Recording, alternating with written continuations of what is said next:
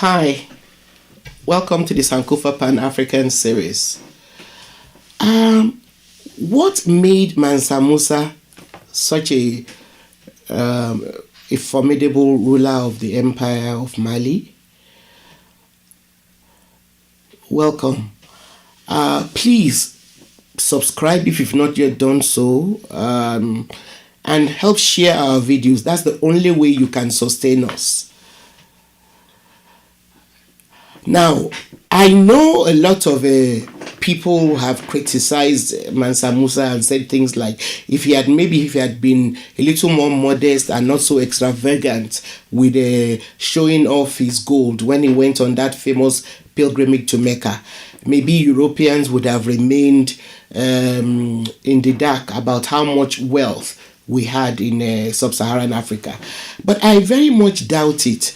The truth of the matter is that Europe was in such dire straits that for them it was a question of find a source of sustenance or perish. So whether Mansa Musa, whether they found out about the gold through his trip to Egypt or not, they were already interested in finding resources which they didn't have, and so they were already making inroads into Africa.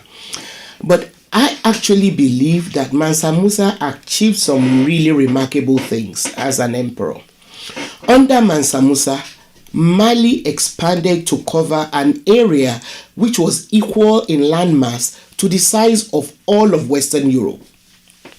He organized the empire into provinces which were governed by local leaders. This allowed law and order to be maintained throughout the land. Merchants traded freely in caravans across the empire. He also went into alliance with independent neighboring kingdoms and maintained a standing army of 100,000 soldiers, including cavalrymen mounted on horses and camels.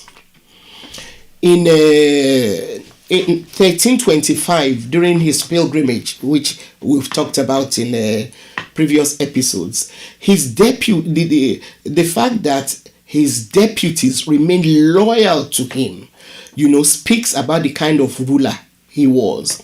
So his deputies remained loyal to him, and under one of them, they made incursions into Songhai, which at this time was beginning to emerge as another force in the area.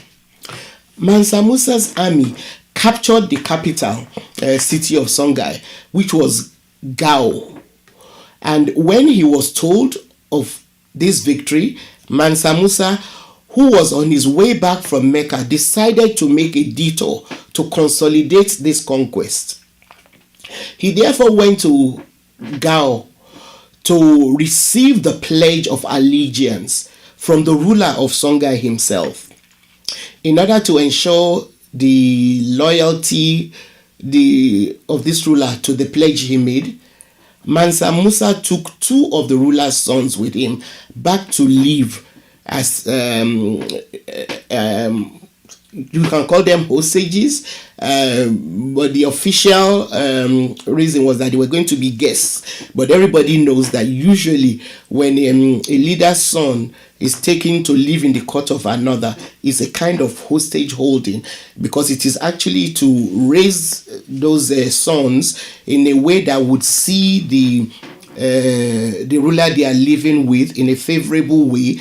Usually they become assimilated into his family, and then so that when they eventually become rulers in their own countries, there will be peace. Sometimes children like that end up marrying, children from their host families.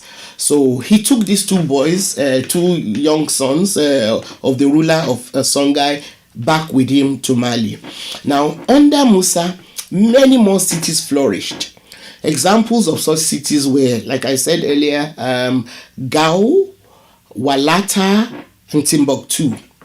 His impact on Timbuktu is particularly remarkable because Mansa Musa supported the founding of what was called madrasas, which emerged from mosques and became citadels of learning long before most countries in Europe even dreamt of such institutions, which were dedicated to the generation of knowledge. The University of Sankore, which was founded out of these institutions, is one of the earliest in the world. Under him, trade and commerce increased, and copper mining also joined the mining of salt, gold, and other precious minerals. All these increased the income of the government because more taxes came in. Because even the common people, and because more taxes came in, even the common people prospered. Mansa Musa died in 1332 and was succeeded by his son, Magan, who was not nearly as gifted as his father. The empire started declining under Magan's reign. First, Timbuktu was invaded and captured. Then, the two Songhai princes that Mansa Musa had brought back with him from Gao in order to ensure their father's loyalty escaped. And I think it's also instructive to note that they did not escape while Mansa Musa was alive, but escaped after his son died.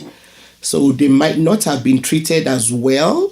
But I'm just inferring here, but it is possible that they were not treated as well under Magan as they were when Mansa Musa was alive. Anyway, so these two Songhai princes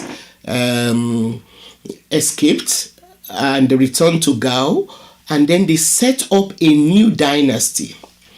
Magan's in Gao.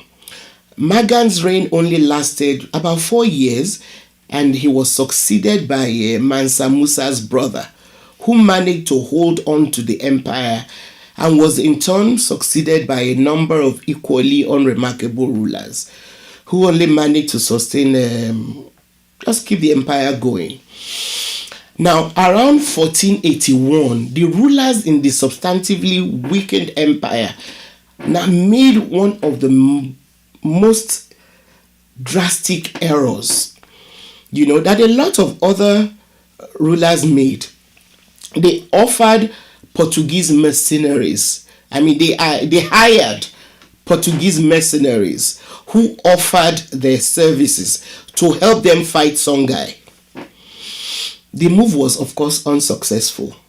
And although Mali wobbled along for about another 200 years, its glory days were long over. So, meanwhile, by 1475, the new dynasty, which had been founded in Songhai, became the major power in the area. We'll continue with the Empire of Songhai in the next episode. Please give us a thumbs up if you like our videos. Help share with your friends. That's how you sustain us.